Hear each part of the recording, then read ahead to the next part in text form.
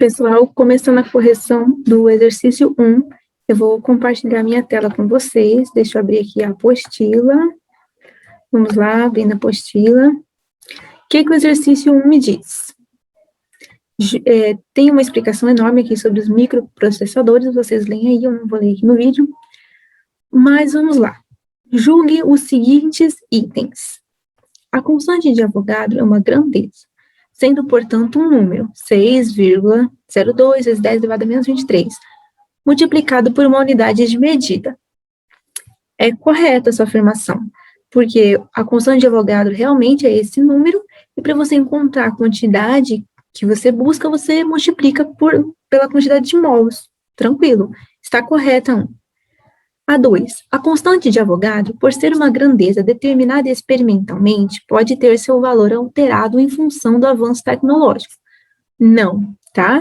O avanço tecnológico pode alterar outras coisas, mas a constante de Avogadro é um valor fixo, é aquele valor por mols, né? Se você alterar a constante de Avogadro, você já não está falando em mols, está falando em outra coisa, você altera as medidas, então não.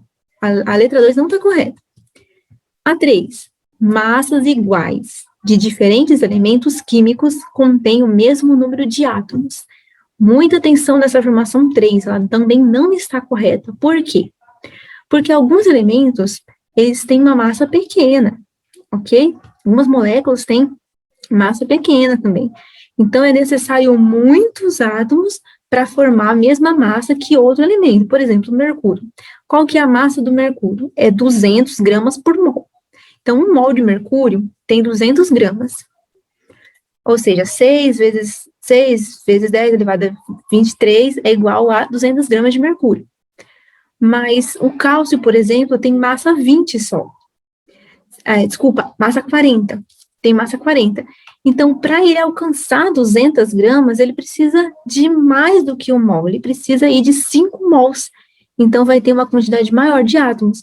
Então, essa questão 3 está incorreta, não é verdadeira. A 4. Entre os elementos químicos, o único que, em princípio, não está sujeito a uma variação de massa atômica é o isótopo do carbono de massa 12.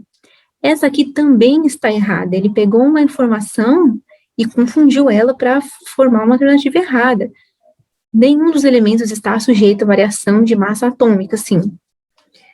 O oxigênio é 16 e ponto. O carbono é 12 ponto. O hidrogênio é 14 ponto. Ok? Então, a única alternativa certa aí era a alternativa 1. Então, soma das alternativas verdadeiras. 1, ok? Então, encerrando essa correção aí. Questão 11 agora. Questão 11 fala que foi utilizado em um trabalho 30 gramas de amálgama de prata, cujo teor de prata é 72%. O número de átomos de prata utilizado é... Então, vamos lá. Ele me fala que são 30 gramas nessa amálgama e dessas 30, 72% é prata. E ele me pergunta o que? O número de átomos. Então, a gente precisa primeiro descobrir o número de mols. Descobrindo o número de mols, nós fazemos vezes a constante de Avogadro e teremos o número de átomos.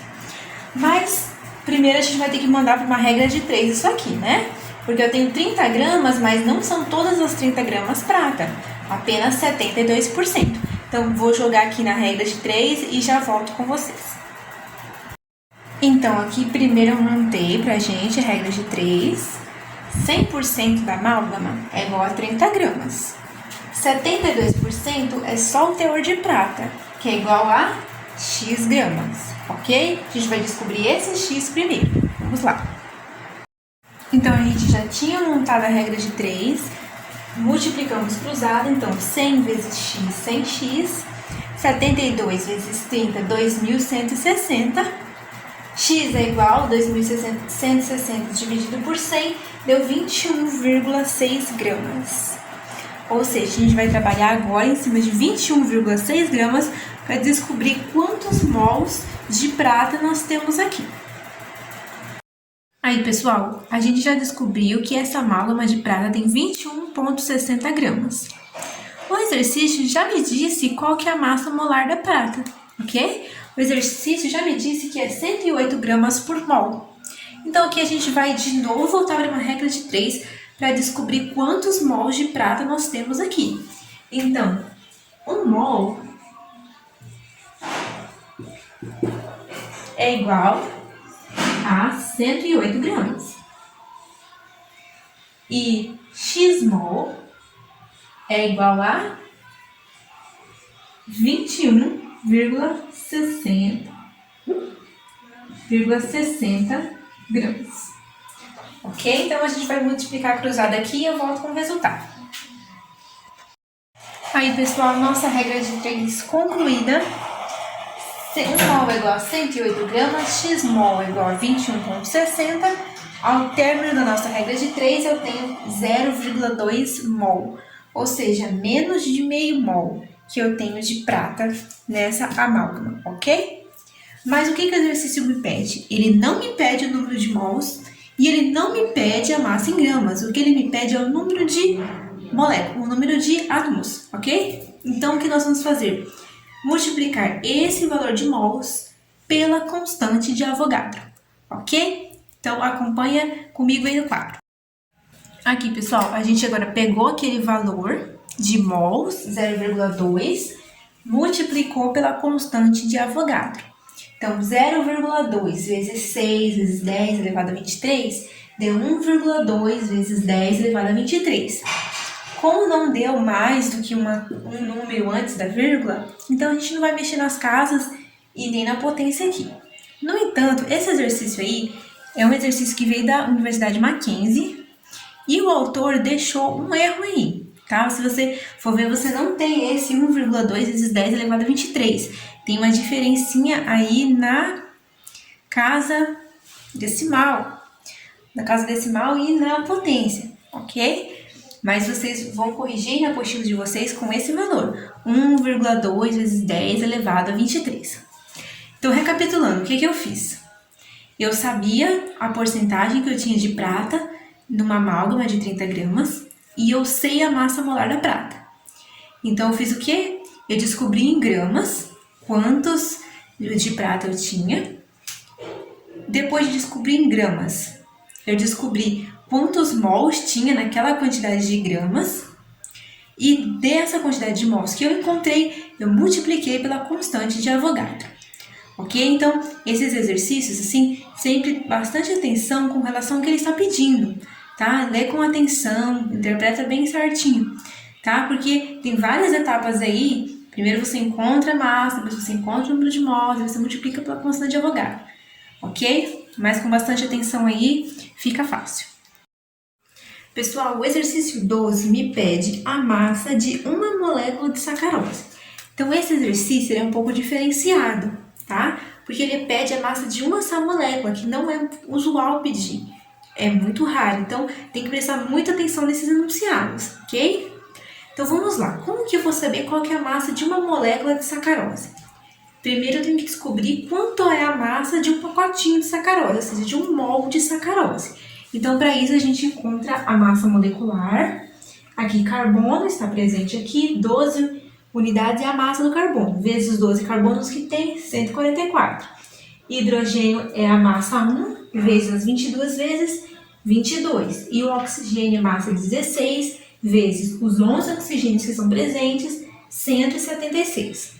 Somando isso, o que eu tenho? A massa molecular da sacarose, molar, ok? Massa molecular, mas por mol. Então, 342 gramas por mol.